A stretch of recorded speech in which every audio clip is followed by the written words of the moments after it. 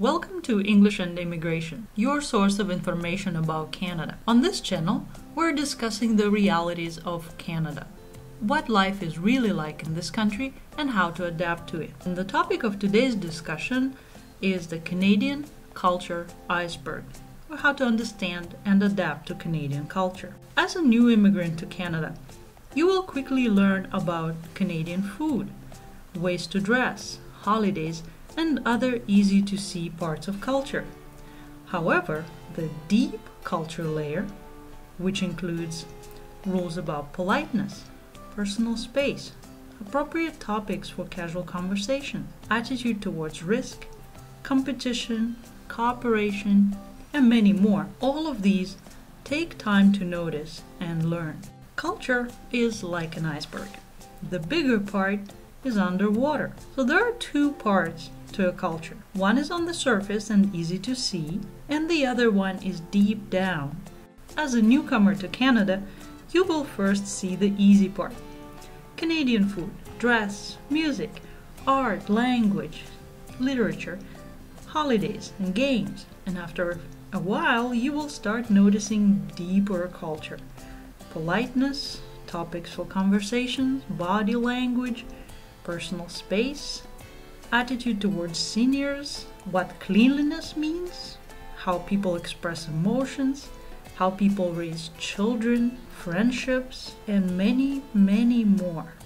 So let's take a look at some parts of the top of the iceberg. As you walk around the typical Canadian supermarket, you will know what Canadians eat. There isn't really a Canadian cuisine. Canada is too young of a country to have that. But you will see that Canadians eat a lot of bread, dairy, meat. They also drink a lot of pop, eat chips, chocolate bars, and they also enjoy eating other countries' foods because Canada is multicultural. When it comes to getting dressed, Canadians typically dress in dark colored clothes, especially in winter. They also like to wear casual clothes like t-shirts and shorts in summer. Beautiful dresses? Only for the parties. Canadians like simple and comfortable clothes. When it comes to music and art, the most famous Canadian singer, and you might already know this, is Celine Dion. And the most famous Canadian group of painters is called the Group of Seven. You can Google some of their pictures online and see if you like them. Language is also on the top of the iceberg. Canadians don't really have any dance, and when it comes to literature, Margaret Atwood is probably the most well-known author. Games, celebrations, and holidays. Well, among games we can name Monopoly and Scrabble. Some people enjoy playing sports like ice hockey, baseball, basketball, and soccer. So that's the top of the iceberg. As you go down, deeper down, you will start noticing some more interesting cultural things. The first thing you notice is that the Canadians are very polite. They say sorry, please, and thank you in almost every sentence. But they also use sentences, would you like, could you please? And those are the actual true polite sentences. When it comes to body language is also a deeper layer of the culture. You will notice some differences as well. Gestures and body movements, how people smile when they're talking, how close they stand to each other, how they touch or don't touch each other, how people show agreement, how they disagree. Attitude towards seniors. Observe people as you're taking a bus. You will notice that Canadians don't automatically give up their seats to seniors, but they do give up their seats to children. Why is that? Because they believe that old doesn't necessarily mean weak.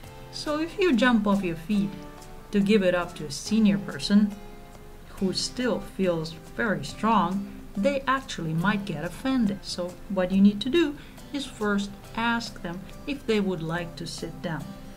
Canadians show respect towards a senior person by giving them a choice. Next, you will notice some differences when it comes to helping people. And the same rule applies here. If you want to help a person, first ask them if they want to be helped.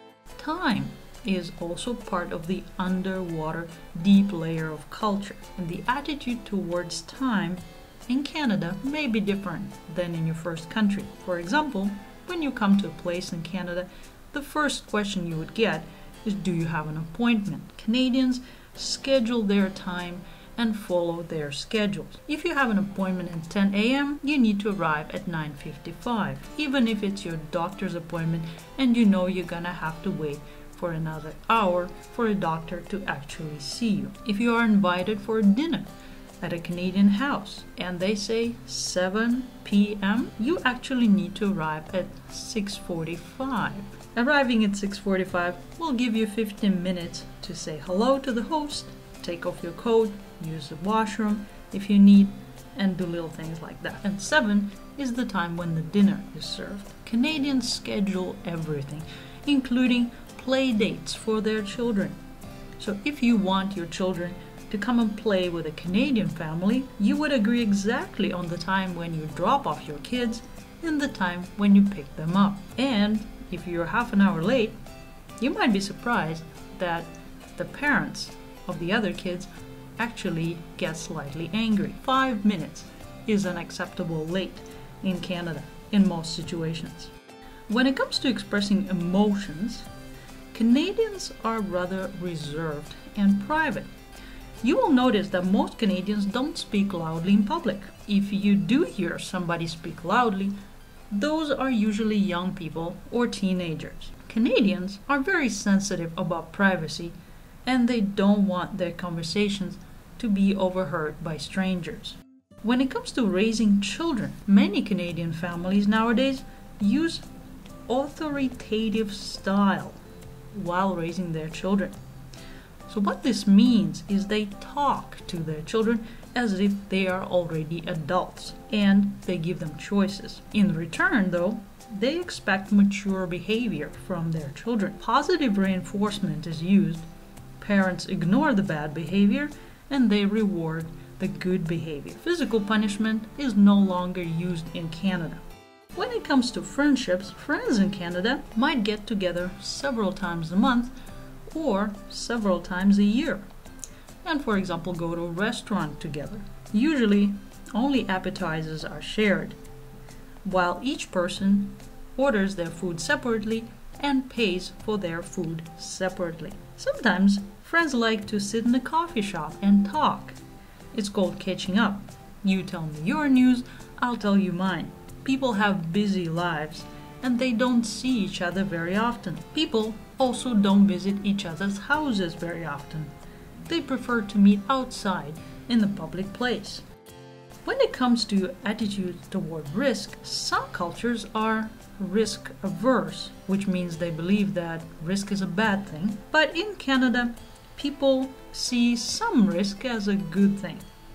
Businesses take risks hoping to get higher profit. They believe that it's better to try, make mistakes, learn from mistakes, and move forward and develop. Canadians are mostly risk-tolerant people.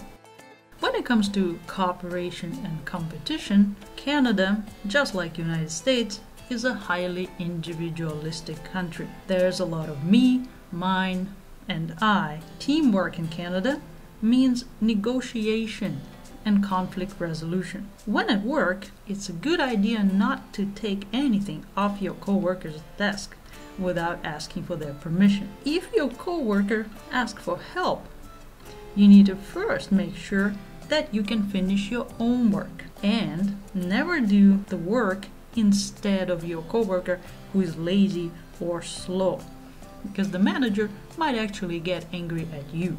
If you're helping somebody at work, also make sure that you're authorized to do that task and you have the proper training, especially when it comes to safety.